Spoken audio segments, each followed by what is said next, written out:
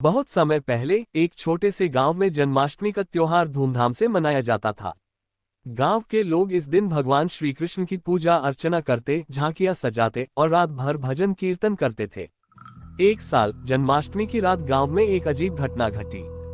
गांव के बाहर एक पुराना और खंडहर हो चुका मंदिर था, जिसे भूतिया मंदिर के नाम से जाना जाता था।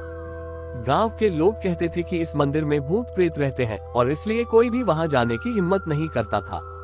उस वर्ष जन्माष्टमी की रात जब पूरा गांव पूजा और उत्सव में मग्न था, तो गांव के कुछ युवाओं ने सोचा कि क्यों न भूतिया मंदिर में जाकर कुछ रोमांच का अनुभव किया जाए। वे 4 दोस्त थे, रवि, मोहन, सुरेश और अजय। वे बिना किसी को बताए चुपचाप मंदिर की ओर चल पड़े। जब वे मंदिर के पास पहुंचे तो उन्हें एक अजीब सी ठंडक महसूस हुई। मंदिर के दरवाजे पर एक पुरानी घंटी लटक रही थी, जो बिना किसी हवा के खुद ब खुद बजने लगी। युवाओं ने इसे मजाक समझा और हंसते हुए मंदिर के अंदर चले गए। मंदिर के अंदर घना अंधेरा था और दीवारों पर उगाए बैले जैसे किसी की मौजूदगी का एहसास कराती थीं। अचानक उन्हें एक हल्की सी आवाज सुनाई दी, जैसे कोई भगवान श्री कृष्ण की बांसुरी बजा रहा हो। आवाज मंदिर के गर्भगृह से आ रही थी। जिज्ञासा के मारे वे चारों दोस्त गर्भगृह की ओर बढ़े। जैसे ही वे वहां पहुंचे, उन्होंने देखा कि गर्भगृह के अंदर एक पुरानी मूर्ति रखी हुई थी, जो श्री कृष्ण की थी।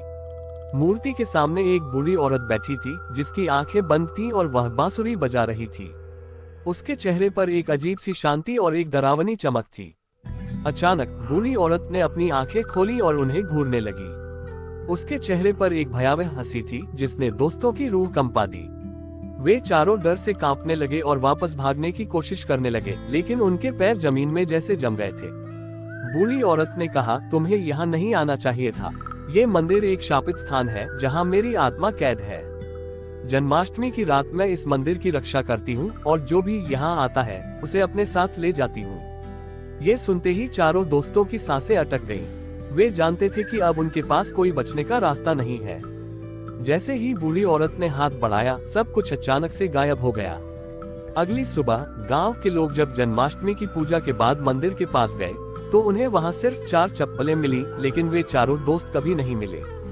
गांव के बुजुर्गों का कहना है कि उस रात उन दोस्तों की आत्माएं भूतिया मंदिर में फंस गईं और वे अब भी वहां भटक रही हैं। तभी से कोई भी गांव वाला जन्माष्टमी की रात उस मंदिर के पास जाने की हिम्मत नहीं करता।